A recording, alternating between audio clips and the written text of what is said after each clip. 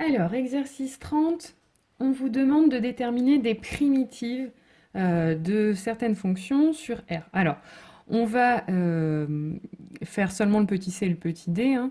Donc, la première fonction, cosinus de 2x. Donc, d'après la formule du cours, on sait que c'est une fonction qui est du type cosinus de oméga t plus enfin, x ici, plus phi. Et donc, notre oméga ici, ce sera 2. Donc la primitive, ce sera 1 sur oméga, donc 1 sur 2, fois le sinus de oméga x plus phi, donc le sinus de 2x.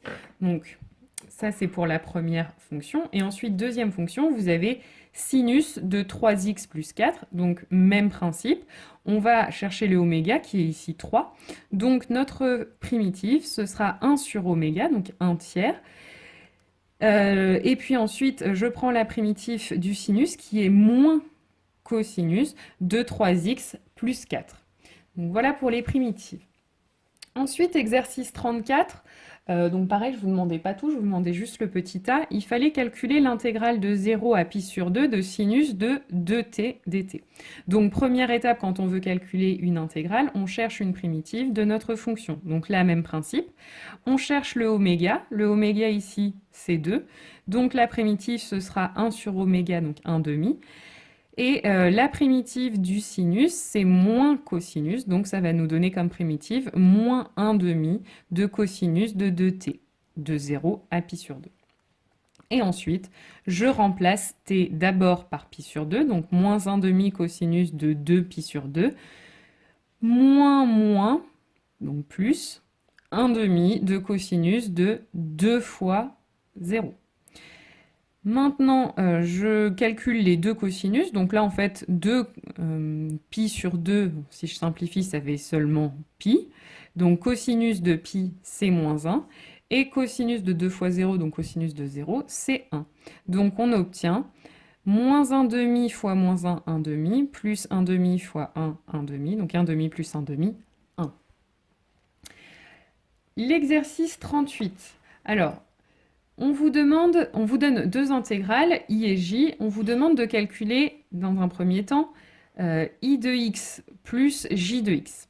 Donc, c'est-à-dire l'intégrale de 0 à x de cosinus au carré de t dt, plus l'intégrale de 0 à x de sinus carré de t dt.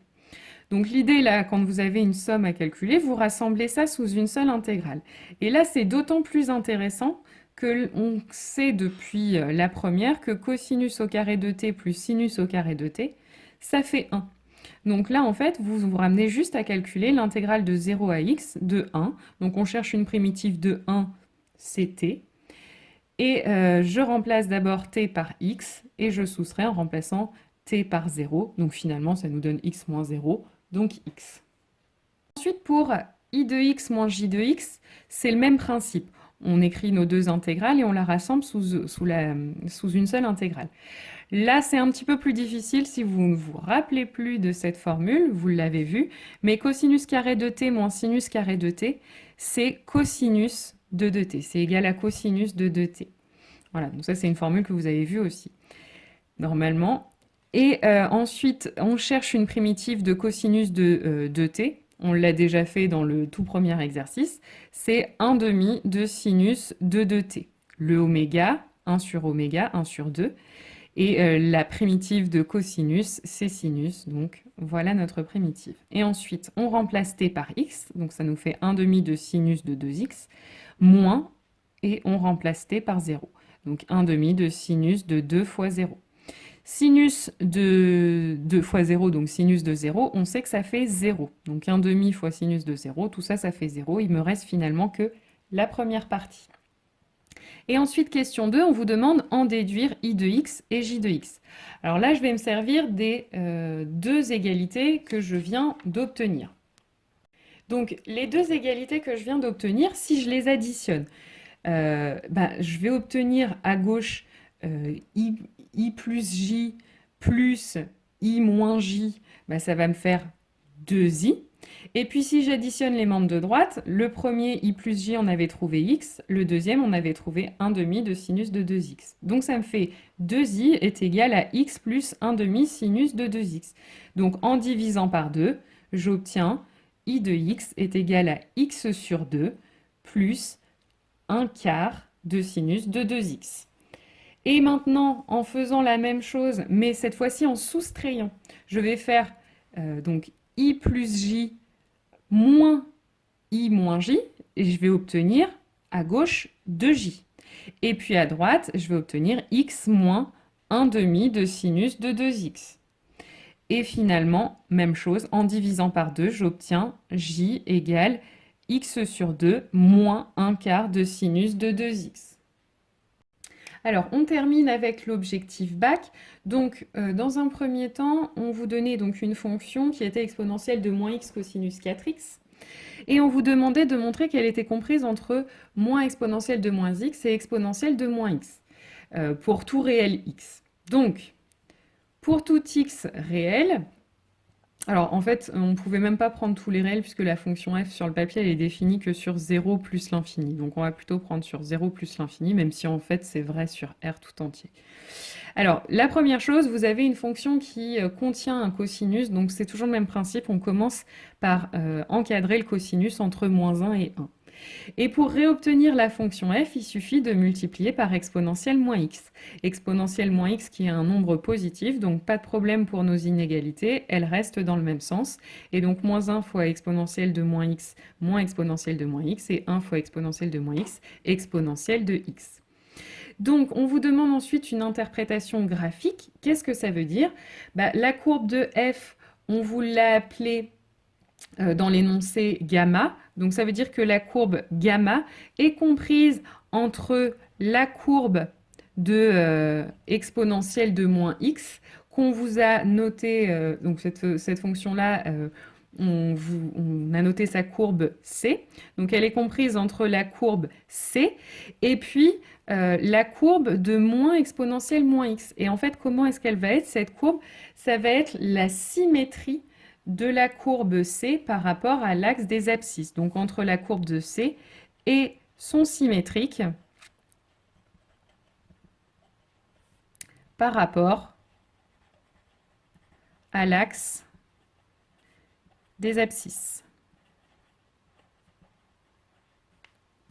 Alors, deuxième question, on vous demande de déterminer les coordonnées des points communs aux courbes gamma et c. Donc, aux courbes de f et la courbe de exponentielle moins x. Donc, en fait, on va chercher les points qui vont avoir la même image par f et par g. Donc, f de x égale g de x, c'est-à-dire exponentielle de moins x cosinus de 4x égale exponentielle moins x. Donc, j'ai envie de résoudre cette équation.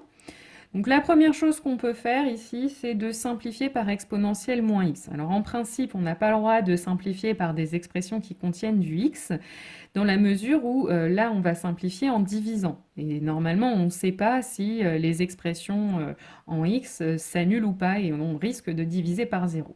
Mais ici, ce n'est pas le cas, puisqu'on a une exponentielle qui est donc strictement positive.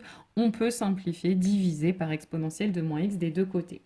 Donc on obtient cosinus de 4x égale 1. Or, un cosinus, quand est-ce qu'il vaut 1? Si on reprend notre cercle trigonométrique, les cosinus qui valent 1, les voilà. Et donc, ça correspond à 0. Attention, à 0, oui, mais 0 modulo 2pi. Donc, ça va, 4x là, peut être égal à 0 plus 2kpi avec k un entier. Et donc, si 4x est égal à 0 plus 2kpi, x, lui, va être égal, on divise tout par 4, à 0 divisé par 4, ça reste 0, plus 2kpi divisé par 4, c'est-à-dire kpi sur 2. Donc les points communs AC et F sont les points d'abscisse de la forme k pi sur 2 avec k qui appartient aux entiers relatifs. Ensuite, on vous définit une suite. Alors, cette suite, elle est définie par un égale f de n pi sur 2. Donc, elle utilise la fonction qu'on vient de voir. D'abord, on vous demande de montrer que la suite est géométrique. Donc, le principe est toujours le même. On calcule un plus 1. On essaye de montrer que ça s'écrit un fois quelque chose. Donc un plus 1, du coup, ça va être f de n plus 1 entre parenthèses, fois pi sur 2. Donc, je remplace dans l'expression de f tous les x par n plus 1 fois pi sur 2. C'est ce que j'ai fait ici. Maintenant, l'idée, c'est de faire apparaître ce fameux un, c'est-à-dire f de n pi sur 2. Donc, pour le faire apparaître, il va falloir faire apparaître un exponentiel de moins n pi sur 2 ici. Donc, pour ça, je développe ma puissance. Ça me donne moins n pi sur 2, moins pi sur 2. Et puis, même chose dans mon cosinus, il va falloir que je fasse apparaître 4n pi sur 2. Donc, même chose, je développe d'abord mon 4 sur la parenthèse, et puis ensuite, je développe aussi le pi sur 2 sur la parenthèse qui me donne 4n pi sur 2 plus 2pi. Et puis, dans mes puissances, là, je voulais faire apparaître un exponentiel de moins n pi sur 2. Donc, ce petit moins pi sur 2 me dérange. Donc, on sait que quand on additionne dans une puissance, c'est qu'on peut transformer ça en produit. Donc, ça donne exponentiel de moins pi sur 2 et multiplié par exponentiel de moins n pi sur 2. Là maintenant, j'ai un plus pi sur 2 dans mon cosinus. Je sais que ça, je peux l'enlever, c'est un tour de cercle, ça revient exactement au même que de regarder le cosinus de 4n pi sur 2. Et donc finalement, ici, je reconnais f de n pi sur 2. J'ai l'expression de f de x où tous les x ont été remplacés par n pi sur 2. Et il a été multiplié par exponentiel de moins pi sur 2. Donc là, j'ai exactement exponentiel de moins pi sur 2 fois un. Donc un est géométrique et sa raison, c'est exponentiel de moins pi sur 2. Alors, ensuite, on vous demande d'en déduire le sens de variation de la suite un et d'étudier sa convergence. Alors, pour étudier les variations, on va calculer un plus 1 moins un. Mais pour utiliser ce critère, on a besoin de connaître l'expression explicite de un, c'est-à-dire l'expression de un en fonction de n, qu'on peut calculer puisque la suite est géométrique en faisant u0 fois q à la puissance n, c'est-à-dire f de 0 fois pi sur 2 fois, la raison c'est exponentielle de moins pi sur 2 à la puissance n. F de 0 fois pi sur 2, c'est en fait f de 0, donc je calcule, je remplace dans l'expression de f de x tous les x par 0, ce qui me donne exponentielle de moins 0, bah c'est exponentielle de 0, ça fait 1, cosinus de 4 fois 0, c'est cosinus de 0, ça aussi ça fait 1. Donc là en fait j'ai juste un fois 1, que j'ai pas recopié ensuite. Et puis là, on peut se rappeler aussi que quand on a une puissance, qu'on remet ensuite une puissance, il suffit de multiplier ces dites puissances et donc ça donne exponentielle de moins n pi sur 2. Donc si je simplifie, tout ça fait 1. Ça va me laisser juste exponentielle de moins pi sur 2. Donc maintenant, quand je vais vouloir calculer un plus 1 moins un, ça va me donner, donc là, je remplace le n par n plus 1, exponentielle de moins n plus 1 pi sur 2. Moins un, donc là je recopie exactement cette expression. Je vais devoir déterminer le signe de cette expression. Donc on a vu que c'est toujours plus facile de déterminer le signe d'une expression factorisée. Donc là l'idée ça va être d'essayer de factoriser ça, de trouver un facteur commun. Donc pour ça, je développe ma puissance ici. Donc on a déjà vu tout à l'heure ce que ça donnait. Et une fois que j'ai développé, je peux même séparer en deux exponentielles. Donc ça nous donnait, on l'a déjà vu tout à l'heure, exponentielle de moins n pi sur 2 fois exponentielle de moins pi sur 2.